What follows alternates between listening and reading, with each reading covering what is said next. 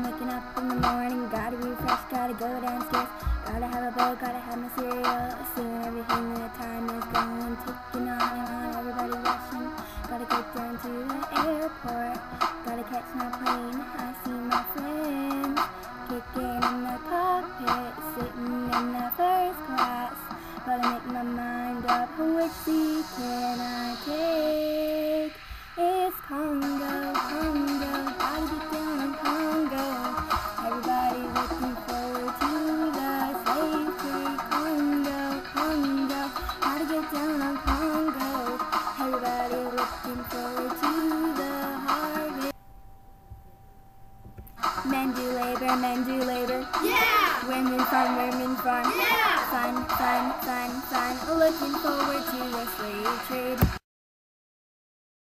45 were checking out the Portuguese. They're so nice, they gave us peace. Wealth, think about wealth. You know Jesus.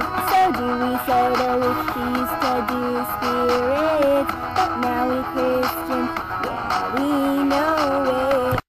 Kicking in the cockpit, sitting in the first class. Gotta make my mind up, which seat can I take?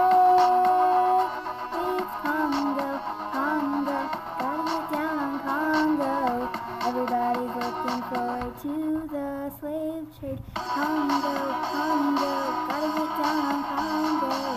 Everybody's looking forward to the harvest. Men do labor, Yeah! women farm, Yeah! fun, looking forward to the slave trade. We are farmers, we are traders, we are potters, we are weavers.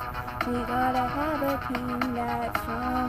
This weekend we're strong, but next we are dead.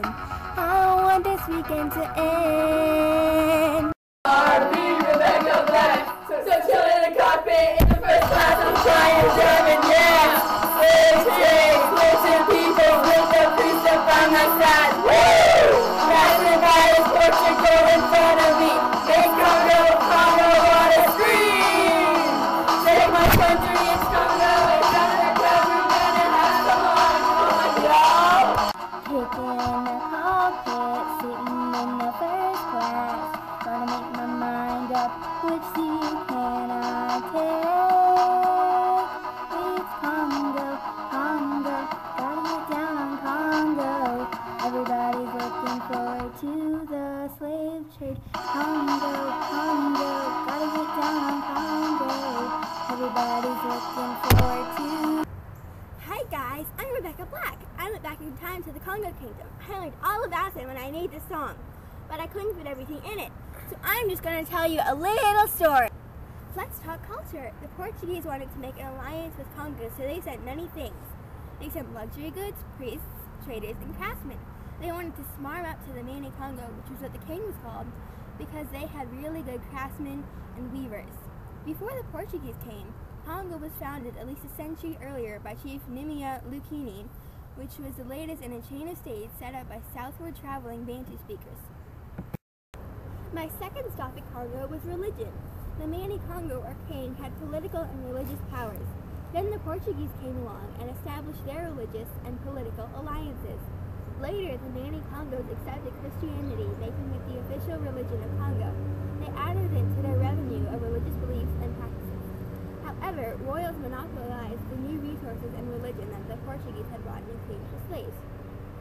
In the 17th century, the Portuguese formed their base in nearby Angola, and they invaded the kingdom and killed the reigning monarch. Then we had to travel a little bit and get to the economy. The Congolese middle and lower classes were farmers, potters, metal workers, and weavers. The crops that they grew were bananas, corn, sweet potatoes, peanuts, bean, and taro. Their cash crops were coffee, cacao, urana, and palm oil. Slave trade was very important to the Mani Kongos. They supplied a small number of slaves for Portuguese settlers on the nearby island of Sao Tome. Portuguese enslaved many Congolese and made them work in Portuguese colonies. The king of Congo asked Portugal to stop, but all the kingdom would ignore them. Problems arose, however, as the demand for African slaves began to mount. By 1510, Portuguese were buying captives for sale at various points along the east and west African coasts. By the early 1600s, slave trade had weakened Congo, and the kingdom was breaking apart. Portugal invaded Congo in 1665, and by 1710, the kingdom was broken up into several small provinces. Let's go to government. Congo had a very complex system of hereditary rule, where the next ruler was determined by his descendants. The chief of each village was selected by a governor of the province, who was selected by the man in Congo. The king had no standing army, so he needed a very strong and radiating personality to keep control. The official religion of the state was Christianity after the Portuguese made an alliance and converted many royals and elites. The capital of Congo was Sao Salvador. Congo didn't tend to be aggressive with neighboring kingdoms over disputes, preferring to use intermarriage and alliances to settle their quarrels. However, when they needed slaves, they became very aggressive because that was the basis of their alliance with the very influential Portugal. Bear with me, only two more. Geography now.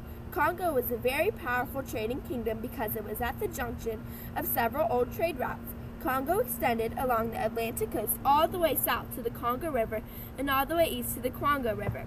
It included what is now parts of Angola and the Democratic Republic of Congo. They were set up by the southward migrating Bantu speakers. Our last stop before we head back to Columbus is society. The people of Congo were mostly farmers. Women tended the fields and men did the work that needed muscle, like clearing forest land or building homes. Descent was reckoned through female lines. Children take their mother's last name, and tribes were grouped in lineages.